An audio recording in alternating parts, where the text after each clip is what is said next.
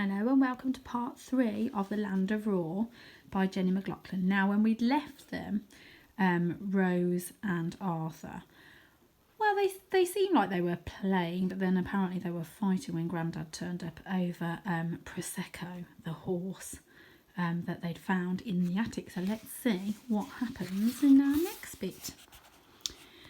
Chapter 5.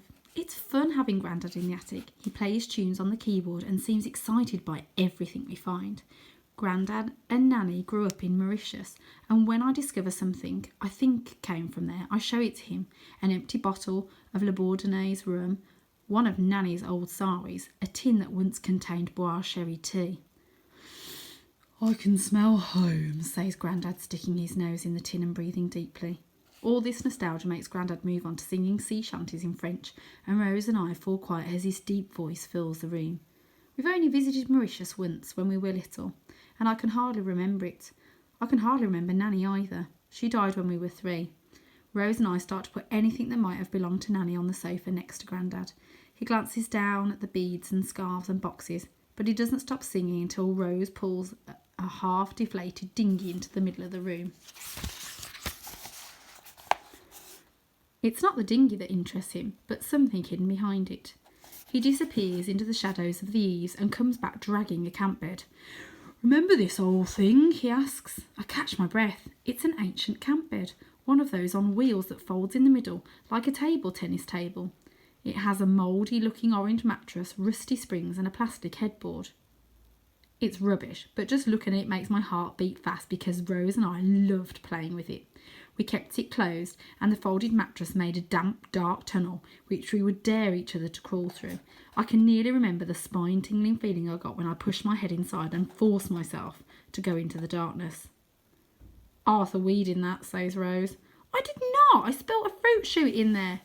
Whatever, she says with an infuriating smile. Grandad runs his hand through the dust on the headboard. Well, one of you definitely did something to it. Look at this. I see some words are scratched into the plastic headboard. Enter here for the land of Raw, I read, although what it actually says is enter here for the land of Raw. I slip my hand in my pocket and touch the corner of the map. What's the land of Raw? asks Grandad. Just some game we used to play, says Rose. Suddenly I know exactly why we scratched those words on the headboard. This was how we got there, I say. We'd crawl into the bed and shout, hear me roar! And when we came out the other side, we'd be in Raw. Rose groans, ugh. We'd be in the attic, Arthur. I know, I say quickly. I mean, it's how the game always began. Grandad pats the bed. Well, how about it, twins? Fancy crawling through the bed and having one last adventure in Raw? Rose looks at him in horror. Grandad, we haven't played games like that for years. Plus, I'm not going anywhere near that stinky old wee mattress. She gives the bed a shake. It's heavy. Do you want me to help you get it downstairs so we can dump it at the tip? No, I say quickly. We're saving the big stuff for the end. Right, Grandad? He nods. But I have seen one big thing we can get rid of. He picks up the dinghy and carries it towards the window. Let's see how far this baby can fly. He forces it halfway out, then gives it a massive shove. Rose and I get to the window just in time to see the dinghy float over the garden wall and land on the Bailey's conservatory. Oh dear, says Grandad. I suppose I'd better get it back.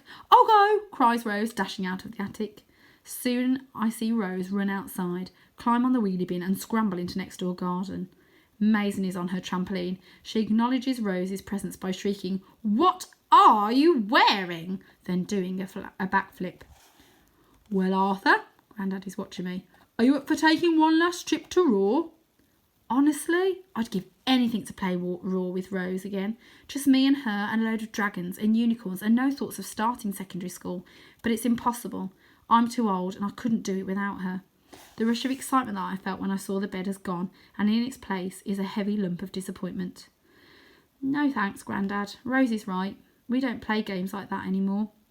Outside we can hear Rose and Mason talking, then the squeak of the trampoline springs. Who said anything about playing a game? Grandad grins, then turns away. Come on, I saw a big bag of tennis balls earlier. Let's see if we can chuck them as far as Mason's trampoline. Chapter 6. By the end of the day, the attic is empty. Well, almost. The camp bed is still sitting in the middle of the room, watched over by Prosecco, but everything else has gone. The dressing up clothes, the plastic weapons, the Playmobil, the cuddly toys, even the Quality Street tin is down in the garden in the tip pile. I take one last look around the room and turn out the lights. Grandad seems to have forgotten about the meal commonly known as dinner, so Rose and I heat up a pizza we find at the bottom of the freezer, then put ourselves to bed. We have to. It's midnight and Grandad is out in the garden, dancing around a bonfire he's made out of old newspapers and egg boxes. The pizza and trampoline have put Rose in a good mood because she starts kicking the bottom of my bunk bed, distracting me from the book I'm reading.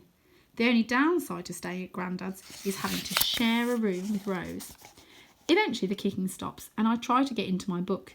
Clearing out the attic has left me feeling a bit weird and on edge, but soon I find myself pulled into the story. It's about a girl who discovers she's descended from a samurai warrior and can defeat any enemy by summoning the ghost of her ancestor. I wouldn't be worried about starting secondary school if I had a samurai ghost on my side. Rose's voice drifts up from the bottom bunk. Arthur, Mason says you're going to be eaten alive at Langdon Academy. Some people believe that twins can read each other's minds. I can't read Rose's mind, but sometimes she can read mine. Mason says because you can't play football and you got a telescope instead of a phone for your birthday, everyone will think you're weird. I really don't like Mason Bailey.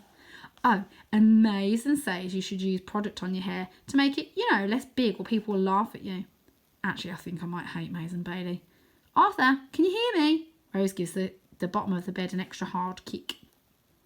Mason was only trying to help. She's in year 8, so she knows. Mason Bailey, I say after a moment of dignified silence, believes that The Force Awakens is the first Star Wars film, so obviously her opinion counts for nothing. Rose goes quiet and all I can hear is tap, tap, tap, tap, tap. Rose, are you sending her a message? Shh, she says. Did you just say obviously her opinion counts for nothing or clearly her opinion counts for nothing? I throw myself over the side of the bunk bed and make a grab for Rose's phone, but she pushes me away and keeps typing. Rose, if you press send, She looks up interested. Yes, what will you do? What can I do? What power do I have over Rose these days? She doesn't want to hang out with me. I don't make her laugh anymore. Everything about me annoys her. I won't sleep in here, I shout. She bursts out laughing. So, that would be great. Then she presses her finger down. Oops, I just press send. Rage surges through me and I badly want to hit Rose, but I can't because she's my sister, and hitting my sister when I was 6 might have been just about okay, but hitting my sister when I'm 11 is wrong. Rose laughs. You look funny, Arthur. Are you going to cry? Over my dead body, I think, but I do have a painful lump in my throat because what Rose just did was so disloyal. Rose and I are twins. We're supposed to stick together. The lump in my throat gets bigger and I have to squeeze my eyes shut to make it go away. You are, Rose says confidently. You're going to cry. But I don't cry. Instead, I do the thing I always want to do when there's a chance I might cry. Ah! I scream in her face. Then I grab my duvet and stomp out of the room, slamming the door behind me. No way am I sleeping in the same room as my disloyal, evil, mocking sister. No way am I ever speaking to her again. No way am I even going to breathe the same air that she breathes. There's just one problem. Where can I sleep? Grandad's house is big, but it's also full. There are 2 spare bedrooms, but neither of them has beds. One of them has got Grandad's drum kit in it, and the other's full of books and Nanny's old things. Then I remember there's a perfectly good bed. One that folds in the middle and has a mattress covered in orange and brown flowers and "Enter here for the land of Raw" scratched into the headboard. I bet that I'm 99% certain I didn't ween it.